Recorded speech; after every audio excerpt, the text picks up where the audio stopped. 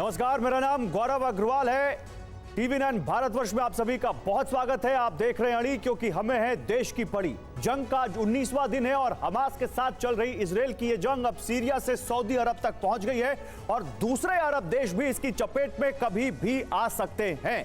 लेकिन गाजा पट्टी का ये युद्ध आखिर अब सीरिया कैसे पहुंच गया, ये सवाल हर किसी के जहन में।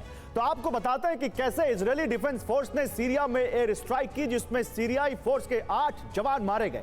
ऐसे में अब इस युद्ध की चिंगारी सीरिया तक जरूर फैल गई, लेकिन यह भी जानना आपके लिए जरूरी है कि आखिर सीरिया में इजरायल ने स्ट्राइक क्यों की। इस सवाल का जवाब हमें मिलेगा इजरायल के एक दावे से। इजरायल दावा करता है कि ईरान सीरिया के रास्ते लेबनान होते हुए गाजा पट्टी में मौजूद हमास लड़ाकों तक हथियार पहुंचाता है। गाजा पट्टी में हो रही इस तरह की गतिविधि इजरायल को खतरे में डाल देती है और बस इसी एक्शन पर इजरायल ने रिएक्ट किया और सीरिया में मिसाइल मारकर युद्ध को गाजा से बाहर पहुंचा दिया। दरअसल सीरिया में जिस अड्डे पर मिसाइल मारी गई, आप इसको सीरिया एज अ कंट्री मत देखिए, इसमें आप यह समझ सकते हैं कि ईरान समर्थित कोई सीरिया में बैठा आतंकी गुट जो लेबनान और हमास की मदद कर रहा है, उसके ठिकानों पर यहां पर इजरायल ने हमला किया। इजरायल अपने नागरिकों की सुरक्षा के लिए किसी भी हद तक जा सकता है, लेकिन इजरायल की चुनौती और बढ़ती जा रही है। इजरायल और गाजा के बीच हो रही जंग की एक चिंगारी सीरिया के अलावा लेबनान भी पहुंच चुकी है। लेबनान में कल रात में ही हिजबुल्लाह के ठिकानों पर इजरायल ने ताबड़तोड़ बमबारी की और हिजबुल्लाह के कई ठिकाने तबाह कर दिए। सीरिया, लेबनान, मतलब ये मान लीजिए कि यह युद्ध गाजा पट्टी से बाहर निकल चुका है और कभी भी महायुद्ध की शक्ल ले सकता है। यह आपके सामने जो रूट है, देखिए ईरान से हथियार कैसे निकलकर वाया सीरिया, फिर लेबनान और फिर गाजा में हमास तक पहुंचते हैं। और इसी रूट को यहां पर इजरायल ने सीरिया में निशाना बनाया है, कुछ इस तरह से मिसाइल मार के। लेकिन इसी बीच एक बड़ी खबर है सीरिया से ही। सीरिया के अलेप्पो एयरपोर्ट पर इजरायल ने अटैक किया है। सीरिया के अलेप्पो में इजरायल ने अटैक किया है और इससे पहले भी इजरायल यहां अटैक कर चुका है। 12 और 14 अक्टूबर को भी यहां पर अटैक किया है सीरिया पर इजरायल ने। आखिर ये अटैक बार बार क्यों कर रहा है इजरायल? सीरिया से इजरायल को क्या खतरा है? लेबनान में हिजबुल्लाह बैठा है, यहां पर हमास गाजा में बैठा है। सीरिया में कौन है जिससे इजरायल को डर है? सीरिया में एक तो जो बेस बताया जा रहा है जहां पर उसने अटैक किया, जहां पर सीरिया के 8 जवानों की मौत हो गई। लेकिन दूसरा, अब आपको एक तस्वीर दिखाते हैं और यह तस्वीर पहली बार सामने आई है। यह वो अलेप्पो एयरपोर्ट का रनवे है जिसको यहां पर निशाना बनाया है। मैं ब्रिगेडियर शरदेंदु आपको इनवाइट करूंगा बिग वॉल पर, आप मेरे साथ आइए। ये आप जो देख रहे हैं, ये 12 अक्टूबर को और 14 अक्टूबर को भी अलेप्पो एयरपोर्ट का जो ये रनवे है, इसको निशाना बनाया था, इजरायल ने टारगेट किया था और इसकी मरम्मत का काम चल रहा था सर। और मरम्मत होने के बाद आज ये खुलने ही वाला था, तभी फिर इजरायल ने अटैक कर दिया। ये सीरिया पर इजरायल इतना सीरियस क्यों हो रहा है? देखिए, सीरिया पे इजराइल का हमला, देखिए ये सेकंड टाइम एयरपोर्ट पे हुआ है और जब एयरपोर्ट की रेक्यूपरेबिलिटी होती है, जब वो एयरपोर्ट फिर से एक्शन में आने के लिए तैयार हुआ तो थोड़ा आगे स्ट्राइक हुआ। और सबसे पहले की बात है कि सीरिया से देखिए इजराइल को दिक्कत इसलिए है कि वहाँ पे हिजबुल्लाह के एलिमेंट है और जो वहाँ की जो सरकार है, जो वहाँ का जो एडमिनिस्ट्रेशन है, वो प्रो रशियन है। तो उनको लगता है कि कहीं ना कहीं से उनका इनडायरेक्ट सपोर्ट इजराइल के लिए और इजराइल के अगेंस्ट और हमास के लिए आ सकता है। तो लिहाजा इसलिए सीरिया इंपॉर्टेंट होता जा रहा है और वहाँ पे जो वहाँ के जो टेररिस्ट एलिमेंट है, हिजबुल्लाह का जो एलिमेंट है, उसको स्ट्राइक कर रहे हैं। इसके लिए अलेप्पो पे क्या और दमास्कस पे भी उन्होंने स्ट्राइक किया। बिल्कुल। तो ये टाइम टू टाइम ये ऐसी स्ट्राइक, मतलब आप कह रहे हैं कि सीरिया बहुत सीरियस है इस वॉर के लिए और इजरायल बिल्कुल उस फ्रंट पर बिल्कुल एक्टिव है जो इसने अलेप्पो पर ये अटैक किया। सर, अब अपनी जगह प्लीज ग्रहण कीजिए, मैं आपके पास आता हूं। लेकिन ये बहुत अहम है। देखिए, एक तरफ सीरिया के एक ठिकाने पर अटैक जहां पर सीरिया के 8 जवान मारे गए और फिर ये अलेप्पो एयरपोर्ट पर इसके रनवे पर इस तरह से अटैक की, उसको ठीक होने नहीं दे रहा है। आखिर ये चक्कर क्या है? आज इसी को हम डिकोड करने की कोशिश कर रहे हैं। लेकिन दूसरी तरफ अरब देशों में मौजूद अमेरिका के सैन्य अड्डों पर भी हमले रुकने का नाम नहीं ले रहे हैं। 7 अक्टूबर यानी जब से यह युद्ध शुरू हुआ है, तब से अभी तक अमेरिका के मिडिल ईस्ट में मौजूद 13 सैन्य अड्डों पर अटैक हो चुके हैं। इनमें 10 इराक में हुए हैं और 3 सीरिया में। लेटेस्ट हमला 23 अक्टूबर को सीरिया के अल तन्फ में ड्रोन से हुआ। इससे पहले 21 अक्टूबर को इराक के अल असद में अमेरिकी सैन्य ठिकाने को ड्रोन से निशाना बनाया गया। 20 अक्टूबर को इराक के ही अल हरीर मिलिट्री बेस को एक साथ 3 ड्रोन से टारगेट किया गया। 19 अक्टूबर को सीरिया के ग्रीन विलेज में अमेरिकी सैन्य ठिकाने पर ड्रोन ब्लास्ट हुआ और इसी दिन सीरिया के ही यूफ्रेट्स और इराक के अल असद एयरबेस को रॉकेट से निशाना बनाया गया। 18 अक्टूबर को सीरिया के अल तन्फ में 2 ड्रोन से हमला हुआ, तो इराक के अल हरीर में 1 ड्रोन और अल असद में 2 ड्रोन से हमला हुआ। अमेरिका के मुताबिक 5 दिन में ये 13 हमले ईरान के प्रॉक्सी ग्रुप्स की तरफ से किए गए, यानी वो संगठन जो आतंकी संगठन है, ईरान जिनको फंडिंग करता है और जो ईरान के कहने पर ईरान के दुश्मनों को निशाना बनाते हैं। आइए आपको कुछ इसी वॉर की कुछ तस्वीरें दिखाते हैं। आज एक बहुत बड़ी तस्वीर आई है हमास की फ्रॉग यूनिट। फ्रॉग यूनिट क्या करती है ये बताएंगे आपको, लेकिन उस पर बम बरसाए हैं इसराइल ने। तस्वीरें आई हैं, ये देखिए समंदर किनारे बैठी इस फ्रॉग यूनिट को कुछ इस तरह से इसराइल ने निशाना बनाया। इसराइल की नेवी ने कैसे समंदर में ढूंढ कर उनको निशाना बनाया। ये 2 तस्वीरें एक ही अटैक की हैं। एक तरफ जब आप देख रहे हैं समंदर के किनारे बहुत बड़ा धुआं निकलता हुआ, और दूसरा समंदर में गोलीबारी की तस्वीरें। आपको एम्बियंस सुनाते हैं।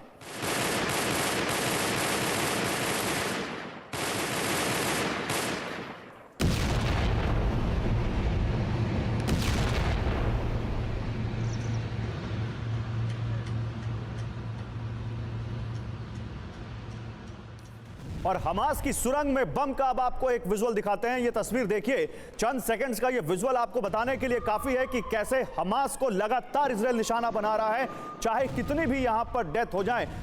बिल्कुल भी यहां पर वो पीछे नहीं आने वाला है। ये तस्वीर देखिए, हमास की सुरंग जहां पर है, इजराइल पिन पॉइंट उस पर अटैक कर रहा है। आप देखिए, आप इन अटैक्स को ध्यान से देखेंगे तो ये असल में अमेरिका से आए गाइडेड बॉम्ब से हमला है, जो बिल्कुल उन्हीं टारगेट्स को हिट करते हैं जिनको हिट करना है। आसपास की बिल्डिंग्स खड़ी हुई हैं और बिल्कुल वो उसी बिल्डिंग के अंदर घुस जाता है वो बम। इनफैक्ट उसकी खासियत यहां तक है कि वो 30 से 50 मीटर जमीन के अंदर जाकर फटता है, और इसीलिए उसी बिल्डिंग को नुकसान होता है जिस बिल्डिंग पर वो टारगेट कर रहे हैं। ये हमास की सुरंग में कैसे बम डाल रहा है इजराइल, उसकी तस्वीरें हैं। लेकिन अब आपको इजराइल की डिफेंस फोर्सेस का एक और एक्शन दिखाता हूं मैं। ये देखिए, ये आईडीएफ का एक्शन, जहां पर जिस अर्बन वॉरफेयर की बात कही जा रही है, ये एक रेफ्यूजी कैंप है वेस्ट बैंक का, जहां पर हमास के लोग बताए जा रहे हैं कि जहां पर मौजूद थे, और उसके बाद वहां पर कैसे वहां पर आईडीएफ ने एक्शन किया, इजराइल की सेना ने एक्शन किया, कैसे वहां पर हड़कंप मच गया, ये उसकी तस्वीरें। ये गाजा युद्ध के भविष्य की तस्वीरें हैं, और जैसे जैसे ये युद्ध बढ़ेगा ये तस्वीरें आम होती जाएंगी, क्योंकि कहा जा रहा है कि अब तक का सबसे विध्वंसक अर्बन वॉरफेयर होने वाला है गाजा, यानी शहरों में शहरी इंफ्रास्ट्रक्चर के बीच, इमारतों के बीच ये लड़ाई लड़ी जाएगी। पतली पतली गलियों से जब सेनाएं निकलेंगी तब क्या होगा, ये सोचकर आपको डर लगेगा। कुछ उसी तरह की तस्वीरें, उसका ट्रेलर या उसका टीजर आप इसको कह सकते हैं। लेकिन एक बड़ी खबर इसी से जुड़ी हुई, इजराइल पर हमास का बहुत बड़ा हमला। दक्षिणी इजराइल के इलाट में रॉकेट से हमला किया है हमास ने। इलाट अभी तक सुरक्षित माना जा रहा था, लेकिन ये इजिप्ट जॉर्डन बॉर्डर का शहर अब हमास के हमले से दहल उठा। इजराइल के इलाट में लॉन्ग रेंज रॉकेट से हमास ने हमला किया है। आईडीएफ ने बताया कि एक खुली जगह में यह रॉकेट आकर गिरा, किसी को फिलहाल कोई नुकसान नहीं हुआ है। लेकिन इजराइल को यमन के हूती विद्रोहियों की चेतावनी भी आप देख लीजिए। इजराइल को यमन के हूती विद्रोहियों ने चेतावनी दी है, गाजा में हमले जारी रहे तो कड़ा जवाब देंगे, ये कहा है हूती विद्रोहियों ने। ये वही हूती विद्रोही हैं जिन्होंने यमन से रॉकेट दाग दिया था, मिसाइल दाग दी थी, जिसको अमेरिका ने रोका। हालांकि आज उससे जुड़ी एक और बड़ी खबर है। हूती कह रहे हैं कि रेड सी में इजराइल को निशाना बनाएंगे, इजरायली जहाज को निशाना बनाएंगे। लेकिन केवल अमेरिका ने ही हूती विद्रोहियों के इस वार को बेकार किया था, या इसमें कोई बड़ा अरब देश भी है? आज एक बहुत बड़ा सस्पेंस हम आपके सामने खोलने वाले हैं, लेकिन उससे पहले मेरे साथ कौन कौन है मैं आपको बताऊं। मेरे साथ ब्रिगेडियर शरदेंदु हैं एज डिफेंस एक्सपर्ट, आप जिनको आपने अभी सुना। सर बहुत स्वागत है आपका। Colonel US Rathore as defence expert, और बॉबी नकवी पूर्व संपादक गल्फ न्यूज यूएई हमारे साथ जुड़ रहे हैं। आप दोनों का भी बहुत स्वागत है। बॉबी नकवी, ये क्या हम ये माने जिस तरह से सीरिया पर अटैक किया है इजराइल ने, ये युद्ध अब इजराइल के बाहर जा रहा है? देखिए, ये तो शुरू से ये बात सुनने में आ रही है कि अगर ये एस्केलेट होता है ये कॉन्फ्लिक्ट, तो ये लेबनान, सीरिया और दूसरे देशों में भी फैल सकता है। नाउ इट डिपेंड्स ऑन कि कौन सी कंट्रीज कितना इन्वॉल्व होती हैं, मगर हर डिफेंस एक्सपर्ट, ऑलमोस्ट हर कंट्री ये वार्न कर रही है कि अगर इसको रोका नहीं गया और अगर गाजा में लैंड इनकर्जन इजराइल का होता है तो ये क्राइसिस पूरे मिडल ईस्ट में फैलेगा। इसमें जो हम डेली जो कैजुअलिटीज देख रहे हैं वो तो होंगी उसके अलावा कैजुअलिटीज दोनों तरफ से होंगी। इसमें अभी तक हिजबुल्लाह ने जो इंडिकेशन दिए हैं, छोटे छोटे हमले करके, वार्निंग स्ट्राइक्स करके, छोटी शीबा फार्म्स है या दूसरे इलाके हैं बॉर्डर से लगे हुए, वहाँ पे रॉकेट्स फेंक के, और उन्होंने पूरी तरह से इंडिकेट किया है कि अगर ये क्राइसिस, अगर ये कॉन्फ्लिक्ट बढ़ा तो हिजबुल्लाह उसमें शामिल होगा। ईरान भी कई बार कह चुका है, उन्होंने तो यहां तक कहा था कि हम इसमें प्रीएम्प्टिव स्ट्राइक भी करेंगे अगर उन्होंने। आप कह रहे हैं उन्होंने संकेत दिए। मैं तो अब एक तस्वीर दिखाने जा रहा हूं जो ये बताती है कि उन्होंने खुला ऐलान कर दिया है। स्टे विद मी सर, मैं आपके पास आ रहा हूं। ये तस्वीर देखिए, जो बॉबी नकवी कह रहे हैं बिल्कुल वैसा ही होता हुआ, उसके एक लेवल नेक्स्ट होता हुआ। लेबनान की राजधानी बेरूत से आई एक तस्वीर आने वाले किसी बड़े खतरे के संकेत दे रही है। जी हां, बेरूत में हमास और हिजबुल्लाह नेताओं की बैठक हुई है और इस बैठक में हिजबुल्लाह का हेड नसरुल्लाह और हमास का चीफ अरौरी शामिल था। जो बॉबी नकवी कह रहे थे बिल्कुल वही उसको साबित करती हुई यह तस्वीर है। बड़ी बात यह भी है कि इसी मीटिंग में इस्लामिक जिहाद का चीफ भी मौजूद था। युद्ध शुरू होने के बाद ये इजराइल और अमेरिका के दुश्मनों की इस तरह की मीटिंग की तस्वीर पहली बार सामने आई है, जहां हमास और हिजबुल्लाह के लीडर खुलेआम इस तरह से मिल रहे हो और तस्वीरें जारी कर रहे हो, और इस्लामिक जिहाद का चीफ भी इसमें शामिल है। तो क्या यह तस्वीर किसी आने वाले बड़े खतरे का संकेत दे रही है? इजराइल के लिए कोई बड़ी चुनौती अब और सामने खड़ी है जो कभी भी उसका दरवाजा खटखटा सकती है? इस पर मैं बात करूंगा, लेकिन इसी के साथ आज मेरे पास एक और बहुत बड़ा खुलासा है। आज खुलासों का दिन है, आज टर्न्स एंड ट्विस्ट्स का दिन है। आज यहां पर आपके सामने कुछ ऐसी बातें हैं जो हो सकता है कि आपको इस वॉर के बारे में अपना पर्सपेक्टिव थोड़ा चेंज करने को कहे, क्योंकि जब मैं ये कह रहा हूं कि हमास, हिजबुल्लाह और इस्लामिक जिहाद के चीफ मिल रहे हैं और आने वाले किसी बड़े अनिष्ट का संकेत दे रहे हैं, उसी वक्त आज एक और नया खुलासा हुआ है और इस खुलासे ने जंग में एक नया ट्विस्ट ला दिया है। खबर है कि 19 अक्टूबर को हूती विद्रोहियों की इजराइल की तरफ दागी गई एक मिसाइल को सऊदी अरब ने मार गिराया था। समझ रहे हैं आप? अरब मुल्क से दागी गई एक मिसाइल को जो इजराइल की तरफ दागी गई थी, उसको अरब के ही एक बड़े मुल्क ने न केवल बेकार किया बल्कि इजराइल की सुरक्षा की। हूती विद्रोहियों ने यमन की जमीन से यह मिसाइल मारी थी जिसे सऊदी अरब ने बीच में ही मार गिराया। अब आप समझ रहे हैं, और सऊदी अरब से कैसे मार गिराया? क्योंकि उनके पास अमेरिका का दिया हुआ air missile defence system patriot है। मैं आपको यहां बुलाना चाहूंगा कर्नल यूएस राठौर, प्लीज यहां ज्वाइन कीजिए। ये दो चीजें हैं, एक तरफ जहां हम बात कर रहे थे, जहां तीन बड़े इस्लामिक जिहाद के चीफ, हिजबुल्लाह के चीफ और हमास के चीफ मिल रहे हैं, जाहिर सी बात है कुछ बड़ा प्लान कर रहे होंगे। उसी समय सऊदी अरब का ये रोल कैसे डिकोड करते हैं आप? देखिए, हूती विद्रोहियों की मिसाइल सऊदी अरब पे गिरती आई हैं। सऊदी अरब और यमन बहुत दिन से लड़ाई में है, तो ये मिसाइल जो फ्लाइट में होगी, हो सकता है उन्होंने परसीव किया हो कि उनके किसी ऑयल इंस्टॉलेशन, रिफाइनरी वगैरह पे गिरनी हो। वो एक शंका आती कि उनको उन्होंने प्रीएम्प्ट कर दिया। ठीक है, अगर उन्होंने उसकी ट्रेजेक्टरी पढ़ी कि ये वाकई इजराइल बाउंड मिसाइल है, उसके बाद भी गिराया, तो आई थिंक ये गुडविल था।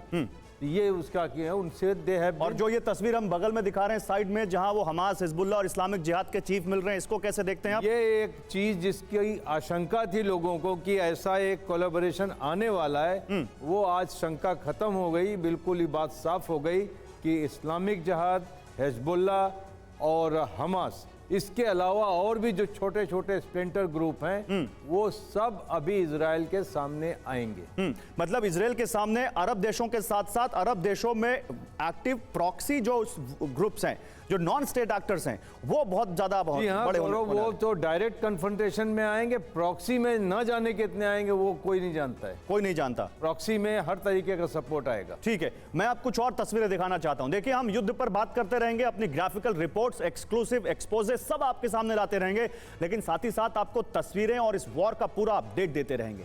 आइए जरा आपको एक तस्वीर में दिखाता हूं, कैसे बम से गाजा में एक बच्चा बचा है। वो तस्वीर आपको देखनी चाहिए। ये तस्वीर देखिए, ये अस्पताल की एक तस्वीर है जहां पर एक गाजा में एक छोटे से बच्चे को बम से बचाकर लाया गया और फिर कैसे उसे मेडिकल हेल्प दी जा रही है, कैसे उसका इलाज किया जा रहा है, आप देख सकते हैं। गाजा में आजकल बच्चों की जान पर बनाई है।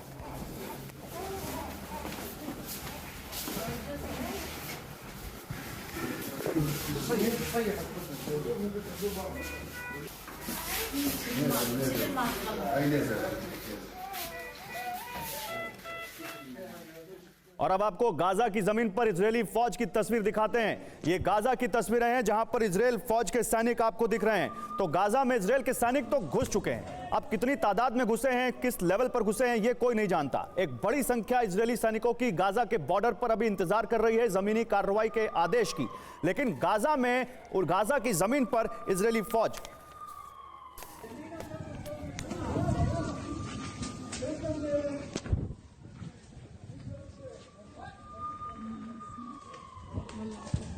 ये एक सवाल है ब्रिगेडियर शरदेंदु कि ये कहा जाता है कि गाजा के बाहर इजरायल की फोर्सेस जमीनी कार्रवाई के आदेश का इंतजार कर रही हैं, और दूसरी तरफ ऐसी कई तस्वीरें आती हैं जहां गाजा के अंदर इजरायल की फोर्सेस दिखती हैं, इजरायल के छिटपुट सैनिक छिटपुट स्तर पर दिखते हैं। तो सवाल यह है कि क्या गाजा के अंदर इजरायल की फोर्स घुस चुकी है या क्या हो रहा है? ये देखिए, मेरा मानना है कि इस समय इजराइल की फोर्स जो है गाजा पट्टी के नॉर्थ गाजा पट्टी पे बिल्कुल कॉन्सेंट्रेटेड तरीके से, और वो हुक्म का एक इंतजार में है। इंतजार, हालांकि ऐसा बोला जाता है कि उनको हुक्म मिल गया है ग्राउंड ऑपरेशन करने के लिए, लेकिन फिर भी वो कहीं हार्ड इंटेलिजेंस गैदर कर रहे हैं, साथ में एयर स्ट्राइक कर रहे हैं, कम्युनिकेशन सेंटर आ रहे हैं, और जो फिजिकल ऑपरेशन होता है ग्राउंड का, जो classical ground operation in built up area होता है, वो अभी शुरू नहीं हुआ है मेरा मानना है। और वो जो छोटे मोटे जो आर्मी की टुकड़ी अंदर दिखाई जा रही, वो बॉर्डरिंग एरिया के आसपास अपनी एक्टिविटी को दिखा रहे हैं, इस तरीके का मेरा मानना है। और सबसे बड़ा इंपॉर्टेंस है कि उनके पास जैसे ही हार्ड इंटेलिजेंस आती है, अगर उस पर क्विक रिएक्शन के साथ ऑपरेशन नहीं लॉन्च किया जाता तो वो इंटेलिजेंस स्टेल हो जाएगी, हमास के लड़ाके जगह बदल देंगे, वहां की लॉन्चिंग साइट बदल दी जाएगी, बंधक को दूसरी जगह ले जाया जाएगा। तो ये एक तरीके का मोबाइल वॉरफेयर से इसकी काफी सिमिलरिटी होती है। हार्ड इंटेलिजेंस पे इमीडिएट एक्शन, मोबाइल वॉरफेयर आपने एक नया नाम दिया है। अभी तक हम अर्बन वॉरफेयर और टनल वॉरफेयर की बात कर रहे थे, मोबाइल वॉरफेयर क्या होता है जल्दी से बताइए हमारे दर्शकों को। देखिए, मोबाइल फायर में यह है कि जो दुश्मन है वो जगह बदलता रहता है, वो उसके पास चॉइस है एक जगह से दूसरे जगह पे जाने के लिए, और जो हमारी जो अटैकिंग फोर्स है उनके पास मैन्यूवर स्पेस होना चाहिए, जैसे कि वो उसको आउटफ्लैंक करके पीछे से, बाएं से, दाहिने से हमला कर सकें। लेकिन इजराइल फोर्स के लिए कंस्ट्रेंट है, एनिमी और हमास का ये एडवांटेज, वो जगह बदल सकते हैं, लेकिन इजराइल फोर्स का कंस्ट्रेंट है कि उनको lane to lane, by lane to by lane, building to building clear करना पड़ेगा उनके पास। ये अब देखिए, आप मोबाइल वॉरफेयर की बात कर रहे हैं, आप मोबाइल वॉरफेयर की बात कर रहे हैं ब्रिगेडियर शरदेंदु, तो हम जब अर्बन वॉरफेयर की बात करते हैं जो मतलब एक दूसरे से लगभग जुड़ा हुआ है, तो हमारा आगे की जो तस्वीर है वो भी उसी से जुड़ी हुई है। 700 मौत का सन्नाटा कैसे होता है, और शहरों में जब बॉम्ब गिरते हैं उसके बाद कैसे वहां पर तस्वीर निकल कर आती है, और जिसके ऊपर अर्बन वॉरफेयर की ट्रेनिंग दी जा रही है इजरायल को, यह तस्वीर बता रही है। यह तस्वीर स्ट्रैटेजी है, यह तस्वीर इजरायल की आने वाली स्ट्रैटेजी का संकेत देती है, यह तस्वीर केवल गाजा की बर्बादी दिखाती है। बॉबी, आपको क्या लगता है, यह तस्वीर देखकर आपको क्या समझ में आता है? देखिए, अभी तक मुझे तो कोई ऐसी जानकारी नहीं मिली है कि इजरायली ट्रूप्स गाजा के अंदर पहुंचे हैं, चाहे वो रिकॉनेसेंस के लिए पहुंचे हो या इंटेलिजेंस गैदरिंग के लिए पहुंचे। एक दो दिन पहले जरूर थोड़ा सा एक इंसिडेंट हुआ था जिसमें एक इन्फेंट्री की एक छोटी सी यूनिट अंदर पहुंची थी और उसमें कुछ हमास के फाइटर्स के साथ क्लैशेस हुई थी, उसके बाद वो वापस आ गए थे। यहाँ देखिए, जो इजरायल से जो रिपोर्ट्स आ रही हैं, ये इजरायली मीडिया जो रिपोर्ट कर रहा है, बहुत क्रेडिबल मीडिया है, मैं उसको फॉलो करता हूँ। इजरायली मीडिया में की रिपोर्ट्स को पढ़ के ऐसा लगता है कि कुछ थोड़ा सा डिफरेंस ऑफ ओपिनियन है पॉलिटिकल लीडरशिप और आईडीएफ के बीच में, डिफेंस मिनिस्टर और प्राइम मिनिस्टर के बीच में, अबाउट द इन्वेजन इटसेल्फ, कि कब करना है, कैसे करना है और कितने बड़े स्केल पे करना है।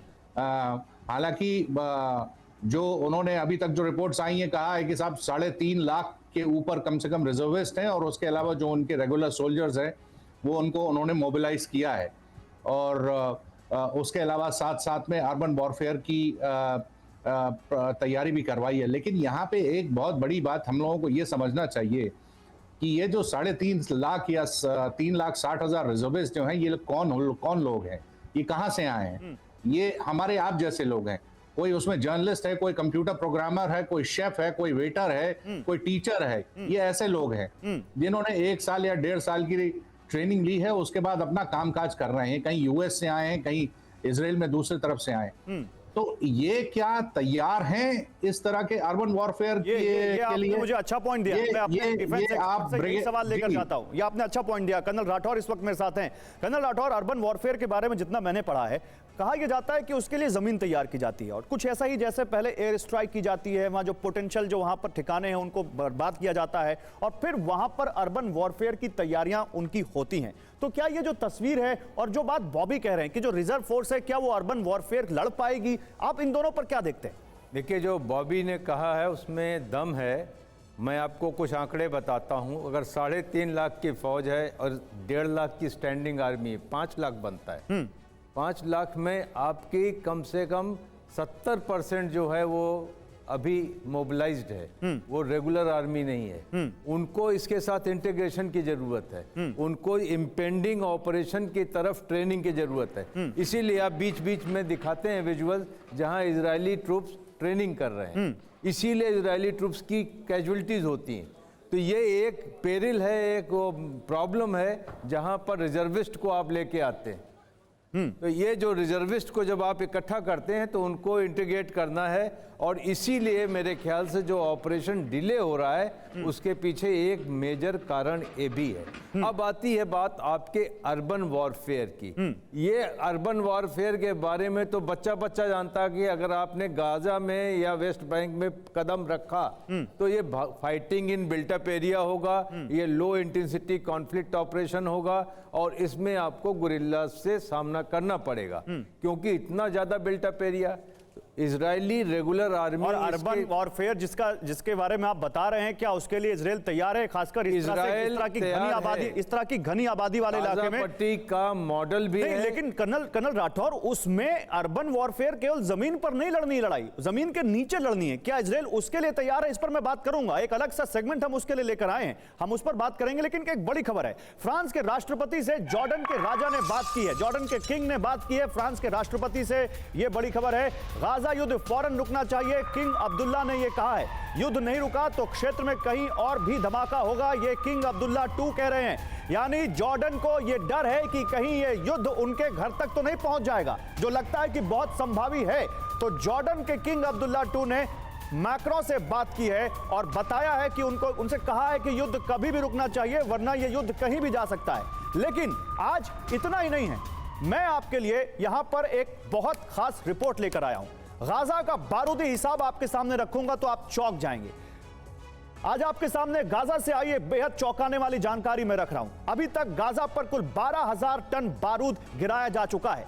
अगर इसको और सही से और डिटेल में मैं आपको बताऊं तो एक शख्स पर अभी तक गाजा में 6 किलो बारूद गिराया जा चुका है। 6 किलो बारूद, इसको और देखें, एक वर्ग किलोमीटर, एक स्क्वायर किलोमीटर के एरिया में देखें तो 33 टन बारूद एक वर्ग किलोमीटर के एरिया में इजराइल की डिफेंस फोर्स गिरा चुकी है। और अगर इसको हर दिन के हिसाब से देखें, 18 दिनों के हिसाब में बांटें तो ये एक दिन का 667 टन बारूद दिखता है। आइए जरा मेरे साथ आइए यहां पर कर्नल राठौर, इस पर बताइए मुझे। मैं यहां पर अभी और कुछ दिखाना चाहता हूं। देखिए ये ग्राफिक्स मैं आपको दिखाता रहूंगा, लेकिन जरा इसी के साथ गाजा में आपको बताएं कि कितना ज्यादा नुकसान हुआ है। इसमें अब तक जो डेटा है 6,546 लोगों की मौत हो चुकी है, 6,546 लोगों की, और 2,704 बच्चे इसमें शामिल हैं। साथ ही 15,143 लोग बुरी तरह घायल हुए हैं। ये देखिए, ये गाजा युद्ध का हिसाब है जो मैं आपको दे रहा हूं। लेकिन एक बार फिर से वही चलते हैं कर्नल राठौर, क्योंकि ये जो बारूद का हिसाब है ये बहुत बारूदी है और इसको हिरोशिमा से इसकी तुलना तक कर दी गई। लेकिन इतना बारूद अगर किसी जगह पर गिरा दिया जाए तो ये जो गाजा में तस्वीर है ऐसी होगी, या आपको लगता है कि तस्वीर और ज्यादा भयानक होगी? देखिए, इस बारूद का जो आपने हिसाब दिया है वाकई चौंकाने वाला है। और इसको कंसंट्रेशन के हिसाब से देखें तो नॉर्थ गाजा और सेंट्रल गाजा सबसे ज्यादा सफर रहे हैं। साउथ गाजा तकरीबन अगर उसकी तुलना की जाए तो कम है। ये जो गिरा है ये सारा बारूद कहा जाता है टारगेटेड है, लेकिन ये एक तरीके से उन्हें हिलाने के लिए दिया है कि आप जल्दी से जल्दी छोड़ो हॉस्टेजेस को और सरेंडर करो।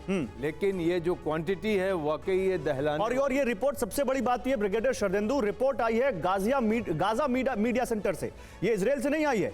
ये गाजा का मीडिया सेंटर कह रहा है कि 12,000 टन बारूद अभी तक 18 दिनों में गिरा दिया है। इतना बारूद, आखिर मकसद क्या दिखता आपको इसमें इजराइल का? देखिए, इतने सारे बारूद गिरा देने का सिर्फ मकसद एक है कि गाजा पट्टी का टोटल डिस्ट्रक्शन।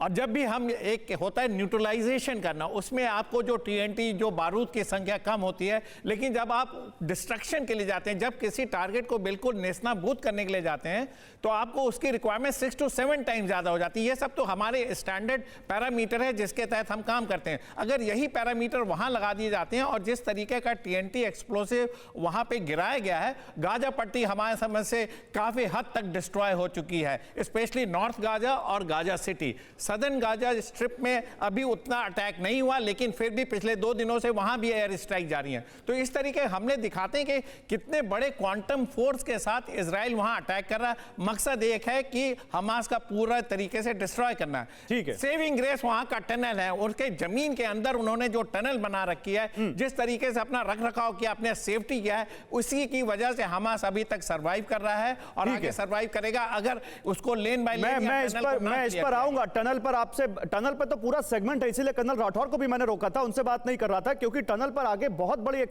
रिपोर्ट मेरे पास है। लेकिन बॉबी, जल्दी से मुझे ये बताइए, मिडिल ईस्ट में आप क्योंकि बैठे हुए हैं, मिडिल ईस्ट के वॉर स्ट्रैटेजिस्ट, जिस तरह से इजराइल इतनी ज्यादा ताबड़तोड़ बमबारी गाजा पर कर रहा है, इस बमबारी को लेकर क्या देख रहे हैं आप लोग? कैसे देख रहे हैं इस बमबारी को? देखिए, बमबारी जो वो कर रहे हैं उससे हासिल क्या हो रहा है? मैं कोई मिलिट्री का एक्सपर्ट नहीं हूं, लेकिन जो बमबारी का जो से हासिल जो हुआ है वो तो हमें दिखाई दे रहा है कि 5,700 के करीब फिलिस्तीनी मारे जा चुके हैं, उसमें से 1/3 बच्चे हैं। खैर, अब उसका स्ट्रेटेजिक इम्पैक्ट क्या है, क्या अचीवमेंट है, इजराइल क्या हासिल करना चाहता है? मेरे ख्याल से इसमें इजराइल के गोल पोस्ट, जो गोल्स हैं, ऑब्जेक्टिव्स है, मिलिट्री ऑब्जेक्टिव्स अभी तक क्लियर नहीं है। करना क्या चाहते हैं? क्या गाजा को, ठीक है, उन्होंने कहा कि हमास को वो डेसिमेट करना चाहते हैं, यानी बिल्कुल पूरी तरह से उनका इंफ्रास्ट्रक्चर खत्म करना चाहते हैं। क्या वो हो पाएगा? ये भी अभी क्लैरिटी है नहीं। इसके लिए, इसीलिए वो करीब 5 लाख के आसपास सोल्जर्स उन्होंने गाजा के बॉर्डर के पास रोके हुए हैं, जिनको वो अंदर ले जाएंगे। तो बिल्कुल इतना बड़ा हमला करने के बावजूद, आपकी बात का मतलब तो यही है कि इजराइल कहीं ना कहीं कंफ्यूज है, कहीं ना कहीं आप लोग ये समझ रहे हैं कि इजराइल इस बमबारी का मकसद उसका क्या है, इसको लेकर उनका जो ऑब्जेक्टिव है कहीं ना कहीं कंफ्यूज दिखता है, और इसलिए जितने बड़े लेवल पर वो बमबारी कर रहे हैं, क्या उनको वो ऑब्जेक्टिव जो उनका है, उनका जो मकसद है, वो उनको हासिल हो रहा है? ये कुछ सवाल हैं इजराइल की बमबारी से जुड़े हुए। लेकिन एक बात है, उनके विरोधी बहुत क्लियर हैं, एकदम क्रिस्टल क्लियर हैं, और उसका सबूत अगली तस्वीर जो मैं आपको दिखाने जा रहा हूं वो है। आपको दिखाता हूं कि हिजबुल्लाह किस तरह से ट्रेनिंग कर रहा है ताकि इजराइल को आने वाले दिनों में और ज्यादा बड़ी चुनौती दे सके। ये हिजबुल्लाह के लड़ाकों की ट्रेनिंग का वीडियो है जो उन्होंने खुद रिलीज किया है, और इस ट्रेनिंग को देखकर लगता है कि जैसे कोई यहां पर स्पेशल फोर्स को ट्रेनिंग दी जा रही हो।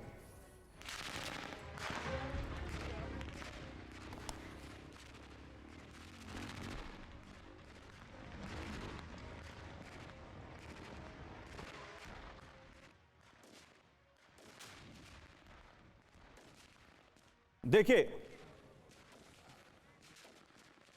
ये हिजबुल्लाह की ट्रेनिंग का वीडियो तो हम आपको दिखा रहे हैं, लेकिन हिजबुल्लाह को इजराइल कहता है वो आतंकी संगठन है। अब मैं आपको दिखाता हूं इजराइल का पड़ोसी देश इजिप्ट, उसकी सेना किस तरह से तैयार है, उसका भी एक वीडियो सामने आया है। इजिप्ट में किस तरह से वहां पर उनके टैंक, उनके आर्मर्ड व्हीकल तैयार हैं, और इजिप्ट ने कहीं ना कहीं अपना शक्ति प्रदर्शन किया है। आप देखिए, ये मिस्र की सैन्य ताकत का वीडियो सामने आया है जो बताता है कि इजिप्ट भी बिल्कुल तैयार है। अब ये मैसेज इजराइल को है, ये मैसेज अमेरिका को है, ये मैसेज किसको है, ये इजराइल बताएगा। लेकिन यहां पर एक बात बिल्कुल तय है, आज ही जब हम मिस्र की सैन्य ताकत की बात कर रहे हैं, इजराइल के एक सांसद ने गाजा का एक प्लान सामने रखा, जिसमें वो कहते हैं कि इजिप्ट के पास गाजा के लोगों को ला जाकर बड़े बड़े कैंपों में बसा दिया जाए, और यहां पर इजिप्ट जो राफा बॉर्डर खोलने को तैयार नहीं है, जो वहां से चंद सैकड़ों लोगों को लेने को तैयार नहीं है, क्या वो इस प्लान को मानेगा? इस पर भी बड़े सवाल हैं। हिजबुल्लाह की ताकत, मिस्र की सैन्य शक्ति, ये सब क्या मैसेजिंग चल रही है इस वक्त मिडिल ईस्ट में, ये भी एक सवाल है। कर्नल राठौर, आप इसको कैसे रीड करते हैं? देखिए, इजिप्ट की एक बहुत प्रिकेरियस सिचुएशन है। वो फ़लस्तीनी लोगों को यकीन नहीं करता है, क्योंकि फ़लस्तीन के हमास की रूट्स जो है मुस्लिम ब्रदरहुड से जुड़ी हुई हैं, उसका ऑफशूट है। अगर ये फ़लस्तीनी वहाँ गए तो उसके बाद मुस्लिम ब्रदरहुड की जो वहाँ पर टेररिज्म है और इंसर्जेंसी है वो भड़केगी। ये सैन्य शक्ति इसीलिए हो रही है कि इससे दूर रहे। वो हो सकता है उम्मीद हो या उसको डर हो कि शायद मुस्लिम ब्रदरहुड की या आईएसआईएस की ये साइनाई डिजर्ट में कुछ शुरू हो जाएगी। ठीक है। इसके लिए एक चीज़ है। दूसरी बात यह है कि कौन गारंटी लेगा कि गजा पट्टी से निकले लोग जो जॉर्डन या मिस्र में जाएंगे ये वापस आएंगे? ये वापस नहीं आएंगे। और एक और प्रॉब्लम है, गजा पट्टी के लोग भी जाना नहीं चाहते। इसको वो नकबा बोलते हैं। नकबा का मतलब है 1948 में जब ये डिस्प्लेस हुए थे, आज तक वो सेटल नहीं हुए। गाजा पट्टी में भी वही लोग हैं जो शरणार्थी थे। वही नकबा कमांडो जो गए थे इजराइल के अंदर। तीसरी जनरेशन है ये डिस्प्लेस्ड लोगों की। वो जॉर्डन या मिस्र में नहीं जाना चाहेंगे। ये प्लान काम नहीं करेगा। ठीक है, ये प्लान काम नहीं करेगा। और ये प्लान क्या है? जिस तरह से हिजबुल्ला और मिस्र अपने सैन्य ताकत का यहाँ प्रदर्शन कर रहे हैं, ये प्लान क्या है इस पर भी मैं बात करूंगा। लेकिन ये तस्वीर देखिए, ये हिजबुल्ला की ट्रेनिंग का वीडियो है। हिजबुल्ला तो ऑलरेडी ब्रिगेडियर शरदेंदु अटैक कर ही रहा है इजराइल पर, और उसके बाद ये वीडियो जारी करके क्या मैसेज दे रहा है? छोटा सा जवाब दीजिएगा, क्योंकि उसके बाद एक बड़ी तस्वीर है मेरे पास। ये वीडियो दिखाता है कि हिजबुल्ला की फोर्सेस और उनके जो लड़ाकों की जो क्षमता उसको कम नहीं आंकना चाहिए। जितना हमास इफेक्टिव रहा है उतना ही हिजबुल्ला भी खतरनाक इजराइल के लिए हो सकता है। उनकी संख्या देखिए, उनके लड़ाकों की संख्या देखिए, उनके रिजर्विस्ट देखिए, उनका जो फैलाव है, किस देशों से वो ऑपरेट करते हैं। और क्या किसी दूसरे कंट्री में आप सीज लगा सकते हैं? लेबनान को सीज कर सकते हैं, सीरिया को सीज कर सकते हैं, ईरान से उनकी सप्लाई लाइन काट सकते हैं? अगर नहीं तो हिजबुल्ला हमेशा सरवाइव करेगा। अगर वो युद्ध में खुले तौर पे इजराइल पे आता है तो इजराइल के लिए एक बहुत बड़ा चैलेंज होगा ये। ठीक है, मैं आता हूं आपके पास। लेकिन अब देखिए, गाजा पर इजराइल का बम आपको दिखाते हैं अब किस तरह से गाजा पर इजराइल बम गिरा रहा है। उसकी एक और तस्वीर आपके सामने, ये तस्वीर देखिए। ये तस्वीर तो हिजबुल्ला की है, लेकिन ये अब तस्वीर आपके सामने आई। ये तस्वीर रात की, जहां पर इजराइल ने कैसे गाजा पर बम गिराया। और बीती रात भी गाजा पर इजराइल ने बहुत अटैक किया, और कहा जा रहा है सबसे ज्यादा लोग एक दिन में बीती रात जो पिछले 24 घंटे में मारे गए हैं, जो इजराइल ने गाजा पर बमबारी की है। गाजा की स्वास्थ्य व्यवस्था पूरी तरह से ठप हो चुकी है। अस्पतालों में कैंसर, डायबिटीज की दवाइयां खत्म हो चुकी हैं। फिलिस्तीन के स्वास्थ्य मंत्रालय ने यह दावा किया है। फिलिस्तीन का स्वास्थ्य मंत्रालय कह रहा है कि गाजा की स्वास्थ्य व्यवस्था बिल्कुल बैठ गई है। अस्पतालों में ना डायबिटीज की दवाइयां हैं, ना कैंसर की दवाइयां हैं, फ्यूल तक खत्म हो रहा है। यह स्वास्थ्य मंत्रालय चेतावनी दे रहा है कि बहुत बड़ा संकट गाजा में इस वक्त पैदा हो गया है। गाजा युद्ध के बीच अमेरिका ने बड़ा फैसला लिया है। अमेरिका मध्य पूर्व में 10 एयर डिफेंस सिस्टम तैनात करेगा। यह फैसला लिया है अमेरिका ने। इराक और सीरिया में पेट्रियट की तैनाती की जाएगी। कुवैत, जॉर्डन और कतर में भी पेट्रियट की तैनाती की जाएगी। तो देखिए, हालांकि इतनी भीषण बमबारी के बावजूद लगता नहीं कि यह युद्ध अभी थमने वाला है। इजराइल को अमेरिका लगातार हथियारों की खेप भेज रहा है। अमेरिका ने इजराइल को हाल ही में एक स्क्वाड्रन F-16 लड़ाकू विमान भेजे हैं। अमेरिका में मौजूद 2 एयर डिफेंस सिस्टम आयरन डोम भी जल्द ही इजराइल वापस भेजे जाएंगे। इसके अलावा मिडिल ईस्ट के बाकी देशों में भी अमेरिका अपने घातक हथियारों की तैनाती कर रहा है, जैसे सऊदी अरब में terminal high altitude area defence यानी थाड और Patriot surface to air missile system. इसके अलावा कुवैत, जॉर्डन, इराक, कतर, संयुक्त अरब अमीरात में भी पेट्रियट सिस्टम तैनात किए जाएंगे। ये आप देख सकते हैं, जिस देश में जो सिस्टम तैनात किया जाएगा अमेरिका का, वो हम आपको दिखा रहे हैं। लेकिन अब बात करते हैं हमास की सबसे बड़ी ताकत की। कर्नल राठौर, ब्रिगेडियर शरदेंदु, बॉबी नकवी, मैं आप तीनों के पास आऊंगा और उन तीनों पर आपका इनपुट चाहूंगा। लेकिन अब बात हमास की सबसे बड़ी ताकत की, जिसकी काट इजराइल लगातार ढूंढ रहा है। इजराइल लगातार अपने सैनिकों को सुरंग युद्ध की ट्रेनिंग दे रहा है। हालांकि ये इतना आसान नहीं है। हमास ने सुरंगों को बड़े लंबे समय से तैयार कर रखा है। सुरंगों के अंदर हमास ने लैंडलाइन का नेटवर्क बिछा रखा है और इसी के जरिए केवल संपर्क में है। ये जो मैं आपको दिखा रहा हूं, ये इजराइल की तैयारी दिखा रहा हूं। हमास की सुरंग शक्ति इजराइल कैसे खत्म करेगा, ये उसकी ग्राफिक रिपोर्ट है। सुरंग में रोबोट भेजे जाएंगे, उनकी जो टुकड़ी है स्पेशल टुकड़ी को अर्बन वॉरफेयर की ट्रेनिंग दी जा रही है। एक बार फिर से पूरा ग्राफिक चलाइए पीसीआर, ये पूरा ग्राफिक्स एक बार फिर से चलाइए। ये ग्राफिक्स मैं फिर से अपने दर्शकों को समझा देता हूं कि किस तरह से यहां पर ये ट्रेनिंग, ये पहले ये हम देखिए हमास को कैसे यहां पर सुरंग का उसने नेटवर्क बिछाया, सुरंग के अंदर टेलीफोन केबल बिछाया, कोई वायरलेस डिवाइस कर्नल राठौर उन्होंने यूज नहीं की ताकि कोई ट्रैकिंग ना हो सके, कोई वहां पर ट्रेसिंग ना हो सके। 2 साल तक मोबाइल इंटरनेट से उन्होंने दूरी बनाई और उसके बाद टेलीफोन के जरिए, इसी पर लैंडलाइन के जरिए, ताकि उनकी ट्रेसिंग ना हो सके, उन्होंने पूरा प्लान बनाया, मैन टू मैन मीटिंग और लैंडलाइन। ये देखिए ये अब, और वो जो हमने बताया कि कैसे वहां पर सुरंगों के लिए अमेरिकन गाइडेड बॉम्ब भी आ रहे हैं। आप बताइए ये सुरंग शक्ति की तोड़ इजराइल के पास है, इसके ऐसा मिल जाएगा? देखिए जो सुरंग इनको समझना पड़ेगा, इजराइल को अभी सुरंग के बारे में पता नहीं है और सबसे बड़ी मजबूरी इजराइल की या अमेरिका की है, वो होस्टेज हैं जो सुरंग के अंदर है।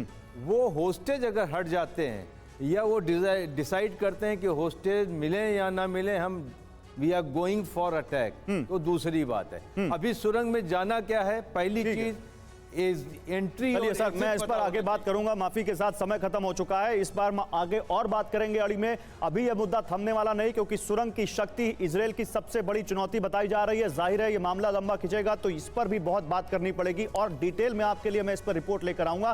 फिलहाल आप तीनों मेहमानों का बहुत शुक्रिया मेरे साथ ज्वाइन करने के लिए।